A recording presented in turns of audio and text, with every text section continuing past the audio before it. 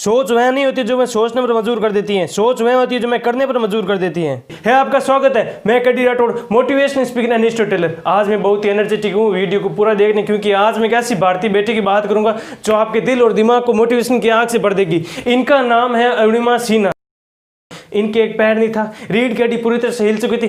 लोगों ने इनको पागल कहना शुरू कर दिया, इन पर कई झूठे गंदे आरोप लगे, लेकिन इन्होंने अपने दृष्टिकोण को चील की तरह रखा। देखिए, कौवा भले ही चील की गर्दन पर बैठ जाए, लेकिन चील के काम में बाधा नहीं बन सकता। चील और अधिक ऊंचाई पर उड़ेगी, कौवा नीचे गिर जाएगा। ऐसा ही इन्होंने किया। साल 2011 में राष्ट्रीय स्तर की बॉलीवुड खिलाड़ी रह चुके अरुणिमा जब एक दिन नौकरी पाने के लिए लखनऊ से दिल्ली ट्रेन में जा रही थी, तब कुछ बदमाशों ने इन्हें एक सोने की चेन नहीं देने के कारण इन्हें धक्के मारकर चलती ट्रेन से नीचे फेंक दिया। देखिए, पास के ट्रैक से एक ट्रेन जा रही थी, उस ट्रेन से टक्कर खाकर नीचे गिर पड़ी। कैन यू इमेजिन, ऐसी स्थिति में किसी का बच पाना पॉसिबल होता है, लेकिन अरुणिमा ने इम्पॉसिबल को पॉसिबल किया है। जब भी बेहोशी छूटी तब इन्होंने महसूस किया कि नशे ने दर्द महसूस हो रहा है, इन्हें चारों तरफ कुछ दिखाई नहीं दे रहा था। इनका एक पैर कटकर इनकी जिन से लटक रहा है, दूसरे पैर में गंभीर चोट आई, इनकी रीढ़ की फ्रैक्चर हो गई थी। रो रो कर रात हो चुकी थी, मदद के लिए चिल्ला रही थी, लेकिन इनकी मदद के लिए कोई आसपास नहीं था।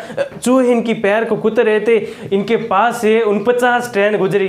फिर सुबह कुछ गांव वाले उन्हें अस्पताल में भर्ती करवाया। इनके एक पैर को काटना पड़ा, दूसरे पैर में रॉड लगानी पड़ी। डॉक्टरों के पास सर्जरी करने के लिए एनेस्थीसिया नहीं था, इन्होंने एनेस्थीसिया के बिना सर्जरी करवा ली। क्या होता है एनेस्थीसिया? देखिए, मरीजों को सर्जरी करने से पहले एक बेहोशी की दवा देते हैं ताकि मरीज को दर्द महसूस ना हो सके। जब इन्होंने एनेस्थीसिया के बिना सर्जरी करवा ली, कैन यू इमेजिन उन्हें कितना दर्द महसूस हो रहा था। जब डॉक्टरों ने इन्होंने कहा कि इनके पास एनेस्थीसिया नहीं है सर्जरी करने के लिए, तब इन्होंने कहा कि सर, मैंने पूरी रात इतना सारा दर्द महसूस किया, तो ये दर्द मुझे महसूस ही नहीं होगा। 20 जुलाई 1988 को अम्बेडकर नगर उत्तर प्रदेश में इनका जन्म हुआ। देखिए, इनकी घर की स्थिति काफी खराब थी। इनके पिता भारतीय सेना में शहीद हो गए थे, जिसके बाद बच्चों के लालन पालन का भार इनकी मां पर आ गया था। देखिए, इनकी मां ने हिम्मत नहीं हारी और मजबूत फैसले लिए। इनकी मां स्वच्छता विभाग की नौकरी के लिए बच्चों सहित वापस सुल्तानपुर से अम्बेडकर नगर आ गई। देखिए, अरुणिमा को पढ़ाई में शुरुआत में मन कम, लेकिन खेलकूद में ज्यादा लगता था। दिन ब दिन खेलकूद में इनकी दिलचस्पी बढ़ती जा रही थी और मैदान में कई घंटों तक खेलती रहती थी। देखिए, इनका स्वभाव शुरुआत से ही बहुत ही उग्र और तेज था। जब एक लड़के ने इनकी बहन को थप्पड़ मारा, तब उस लड़के को ढूंढकर तब तक मारती रही जब तक उसके माता पिता ने आकर माफी नहीं मांगी। अरुणिमा ने इस दौरान कई प्रतियोगिताओं में भाग लिया और अपने प्रतिभा के बल पर कईयों को प्रभावित किया। फुटबॉल एवं वॉलीबॉल में कई पुरस्कार जीते। इन्हें राष्ट्रीय स्तर की कई प्रतियोगिताओं में खेलने का मौका मिला। घर परिवार चलाने के लिए और मां की मदद करने के मकसद से इन्होंने नौकरी करने की सोची। इन्होंने कई दर्जे दाखिल की। इसी दौरान इन्हें सीआरपीएफ के दफ्तर से बुलाया और ये अफसरों से मिलने के लिए नोएडा के लिए रवाना हो गई। इसी दौरान इनके पैर की कटने की घटना हुई और इन्हें इसके बाद एम्स नई दिल्ली में भर्ती करवाया। अस्पताल में इन्होंने इलाज के दौरान समय काटने के लिए अखबार पढ़ना शुरू कर दिया। एक दिन उन्होंने देखा कि नोएडा के रहने वाले 17 वर्षीय अर्जुन वाजपेयी ने देश के सबसे युवा पर्वतारोही बनने का कीर्तिमान हासिल किया। इस खबर ने उनके मन में एक नए विचार को जन्म दिया। तब से उन्होंने अपने अस्पताल के बेड पर डिसीजन ले लिया कि नॉट वॉलीबॉल, जस्ट माउंटेनिंग। अब वे वॉलीबॉल नहीं खेलेगी, अब वे माउंटेनिंग करेगी। उसे एक पल के लिए लगा कि उसकी विकलांगता उसकी अड़चन बन सकती है, लेकिन उसने ठान लिया कि वे माउंट एवरेस्ट पर चढ़ेगी तो चढ़ेगी, क्योंकि उसने कहा है कि she is disable by body not mind. Come on, एक बार फिर से उसने क्या कहा है? उसने कहा कि मैं शरीर से विकलांग है, दिमाग से नहीं। उसने अखबारों में यूरासिया के कैंसर के बाद वापस मैदान में उतरने की खबर पढ़ी। तब से उसका इरादा और बुलंद हो गया। इसी बीच इनका कृत्रिम पांव मिल गया। कई लोग ऐसी स्थिति में 4 से 5 साल लगा देते हैं और इन्होंने 4 से 5 महीनों में ही चलना शुरू कर दिया। यह होता है एक अच्छी सोच का परिणाम, क्योंकि सोच वह नहीं होती है जो हमें सोचने पर मजबूर कर देती है, सोच वह होती है जो हमें करने पर मजबूर कर देती है। जब अरुणिमा को अस्पताल से छुट्टी मिली, तब लोग यह सोचते थे कि जिंदगी कैसे जिएगी। उसकी जगह अरुणिमा 1984 में माउंट एवरेस्ट फतेह करने वाली बचेंद्र पाल से मिलने पहुंच गई। बचेंद्र पाल ने इनको कहा कि तुम्हें घर जाकर आराम करना चाहिए था। तब इन्होंने कहा कि नॉट घर, जस्ट माउंटेन। अब वे घर नहीं जाएगी, अब सीधा माउंट एवरेस्ट इनका घर है। इनके जीजा ने भी सीआरपीएफ की नौकरी छोड़कर अरुणिमा की मदद करने लगे। अरुणिमा ने नेहरू इंस्टीट्यूट ऑफ माउंटेनिंग से 28 दिन की ट्रेनिंग ली। जब अरुणिमा ने कहा कि इन्हें माउंट एवरेस्ट पर चढ़ना है, तब लोगों ने इन्हें पागल कहना शुरू कर दिया कि इसके पास तो एक पैर भी नहीं और माउंट एवरेस्ट पर चढ़ेगी। लोग इन पर हंसने लगे। एक बार तो इन्हें चेक करने के लिए एक मानसिक डॉक्टर को बुलाया गया कि कहीं ये पागल तो नहीं है। इसका जवाब अरुणिमा ने मन ही मन सोच लिया था कि अब तो माउंट एवरेस्ट पर चढ़कर ही सबको जवाब मिलेगा। 11 अप्रैल 2011 को इनका एक्सीडेंट हुआ और 21 मई 2013 की सुबह 10:55 पर दुनिया के सबसे शिखर पर्वत माउंट एवरेस्ट की टॉप पर थी। लगभग 1 या 2 साल में कैसे, हाउ कैन यू इमेजिन, एक कृत्रिम पैर के सहारे वो दुनिया के सबसे ऊंचे शिखर पर्वत माउंट एवरेस्ट की टॉप पर थी। माउंट एवरेस्ट पर चढ़ना उसका जुनून और जिद बन गया था। जागते सोते बैठते उड़ते सिर्फ उसकी अपनी आंखों के सामने एवरेस्ट ही एवरेस्ट दिखाई देता था।